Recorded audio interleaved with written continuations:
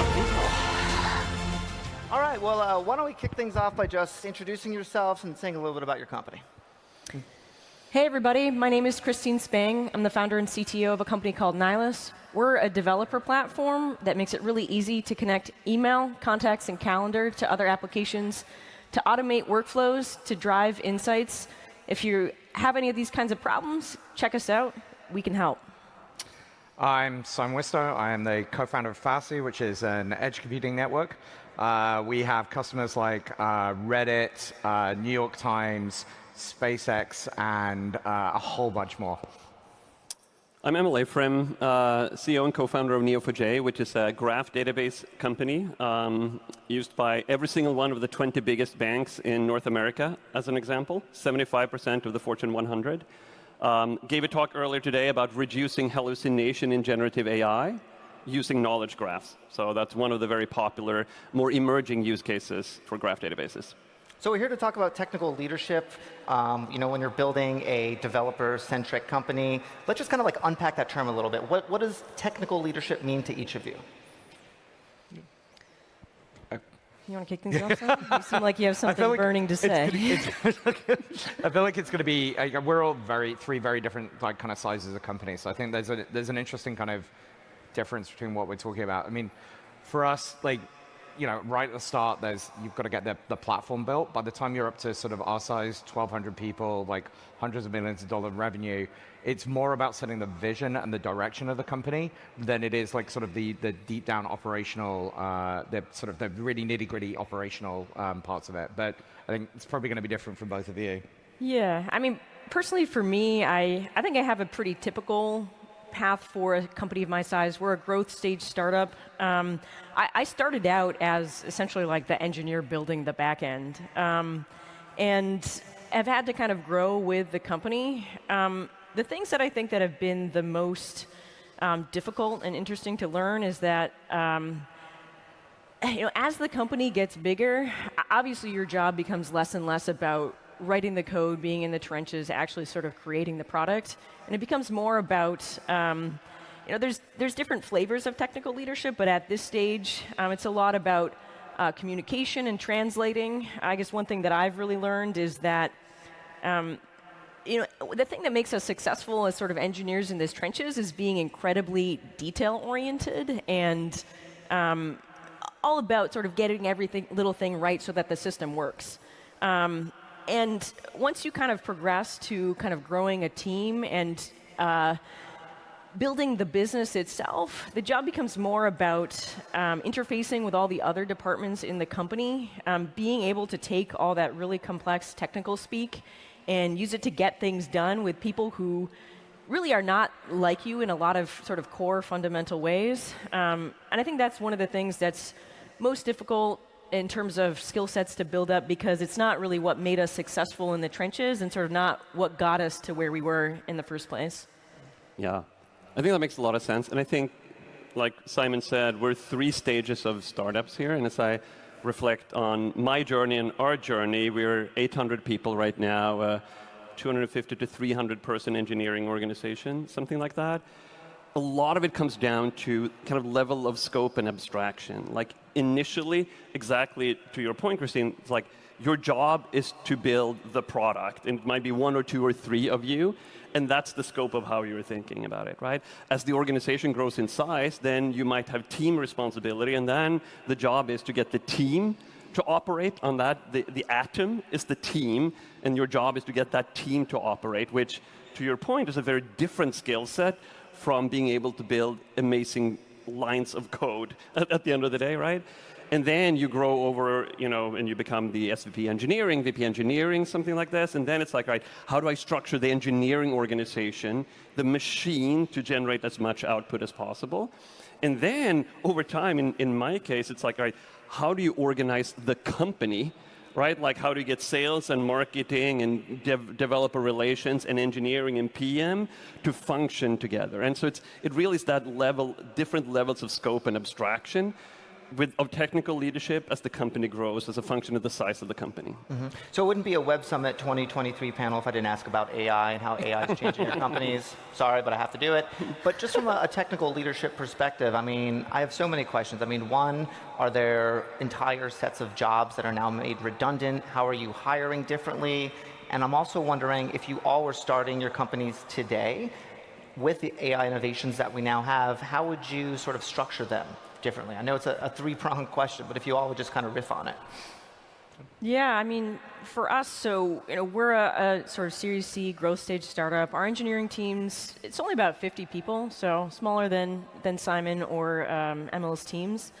But when it comes to kind of AI, it is something that across my entire company, the whole company is about 130 people, and we're thinking really deeply about how this impacts who we hire, how we're structuring the work, how things sort of pass between different teams. And I think a lot of startup founders that I talk to are like pretty optimistic that the new tools that are coming about allow people to get more done without having to have so many boundaries between different types of teams, because you can essentially have more end-to-end ownership, because a generalist can almost outsource like the expertise of sort of specific things to an intelligent system that happens to know the entire internet.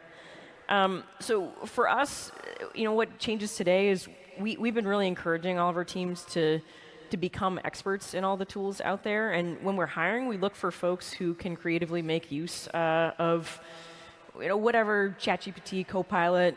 For us, it's considered a positive. And we really believe that sort of driving efficiency also really empowers the people that we have on our teams, because it's more fun to actually like see end to end the output of your work rather than sort of like create widget X and then you pass it to whatever team, or if you're on marketing, having to sort of outsource different pieces, being able to create a graphic for a newsletter by yourself. That's something that's really empowering. So we really believe that sort of these AI native people are going to succeed, and the companies that encourage the most adoption are going to be the ones that essentially become the leaders over the next few years.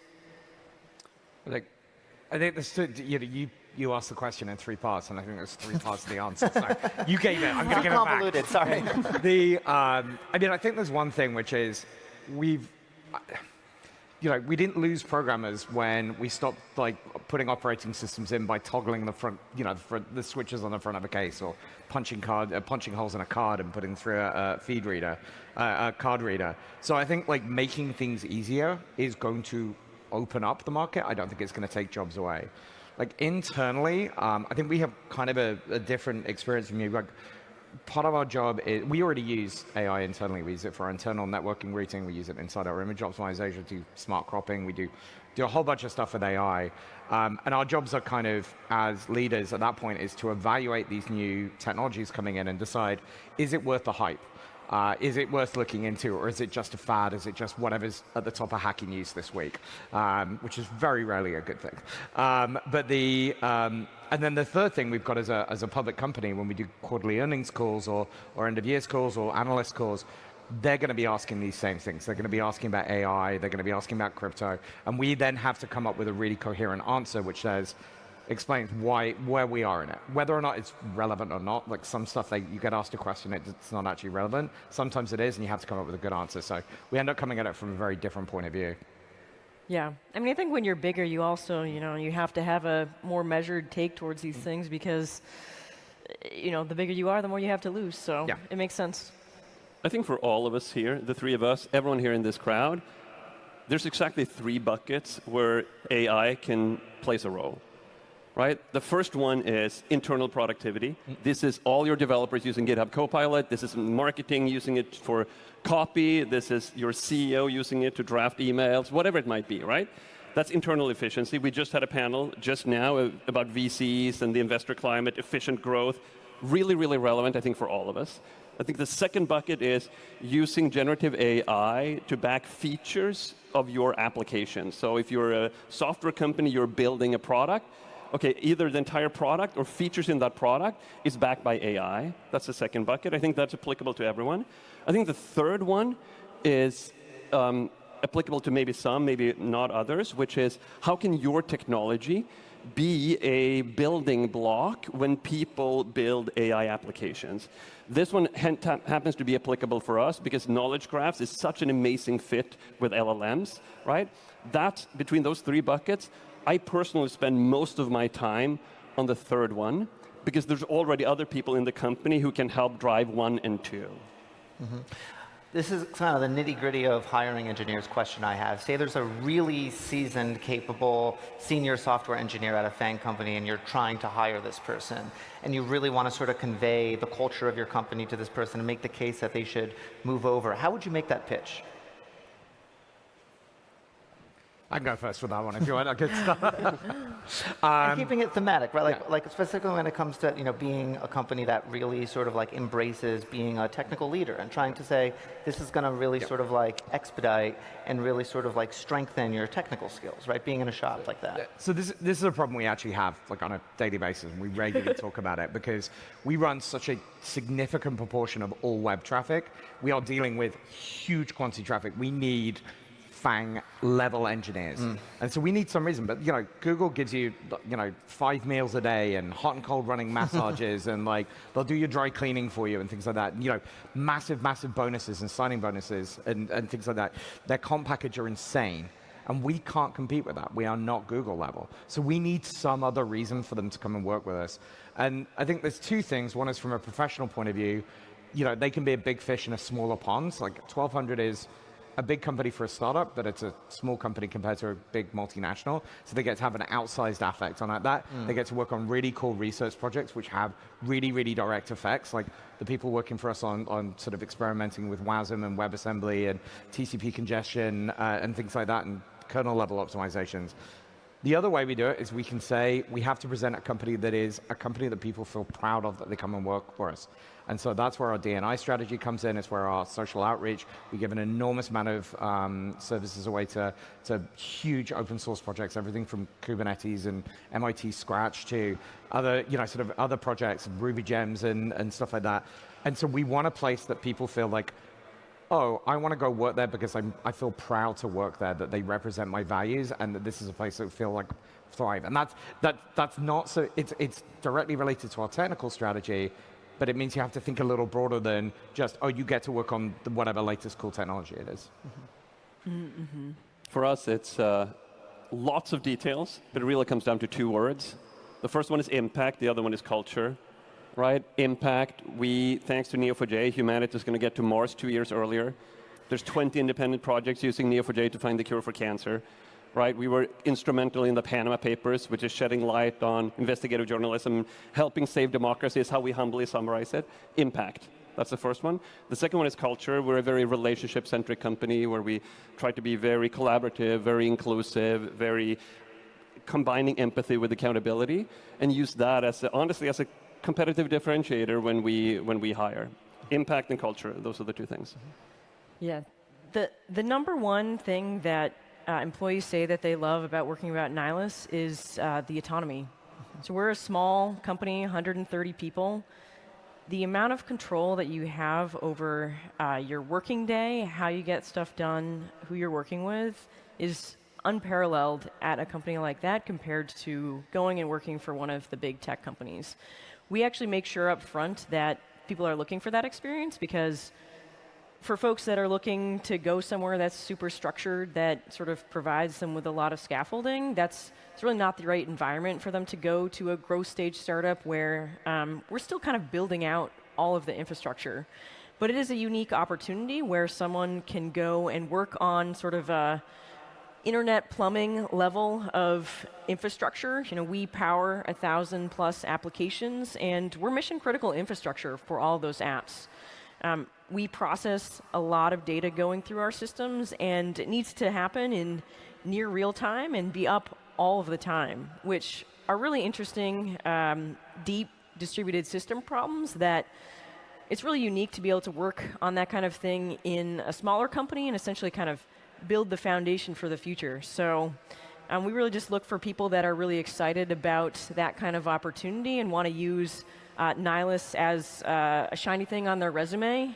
My co-founder, who's our CEO, likes to say, my job is to make you as rich and as famous as you want to be. And that's really what I feel like makes me happy as a founder, for folks that come do great work at Nihilus.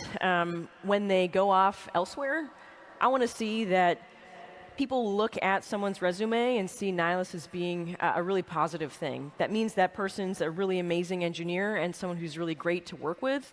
And that's how I measure my success. This question is for developers, young developers, junior developers out there who are trying to land their first startup job. Say you have 3 full stack devs who are pretty comparable and you're trying to just hire one of them. What is maybe one non-obvious thing that maybe would distinguish one person from the pack? Something each of you look for that is not just something that's glaringly obvious. We love seeing open source experience. Like, send me, yes, your LinkedIn profile, CV, whatever, but man, send us your GitHub repo, right? Like, and we want to look at that, right? So is that obvious, not obvious? I don't know, but we love seeing that. We used to, back at a previous company, we used to have 2 different, when we interviewed people, we used to have to give 2 different scores. One was like kind of technical ability, and the other one was what we called Eye of the Tiger. And it was just like, that had no specific term, but it was like just that difference of, oh, this person's really enthusiastic, this person's really passionate. When they start talking about something, their eyes light up, their hands start moving around. Like, so just that sense of, maybe even if they're not quite technically as good, we feel like this person's got that enthusiasm and that like drive to go and do, to really, really push themselves. Yeah. Again, we're a smaller company, and we really want to see people who care about the business. When you're a junior engineer, that means something different than if you're, a big executive, but it means being tuned in to like what is the downstream impact of whatever thing that you're working on and building. It means asking interesting questions about sort of how what you're going to be building ties into the customers, and also just sort of expressing the curiosity that shows that you're going to be on sort of a high slope of learning. So it's kind of a lightning round because we have about 50 seconds left. What do you see from a technical leadership point of view changing and staying the same in the next, say, 3 to 5 years at your companies? I mean, I think there's some stuff which has been the same ever since programming became a job. Like, right back, all the way back to Jacquard limbs. It's like this ability to think more structurally and to not always be sort of resume-driven development, and to start thinking kind of, have that ability to think slightly longer term and sort of more sort of broadly about what you're building. I think intrinsic motivation, genuine curiosity about the field will, over the long arc of your career, create a better engineer than not. I think that's going to be true 3 to 5 years from now.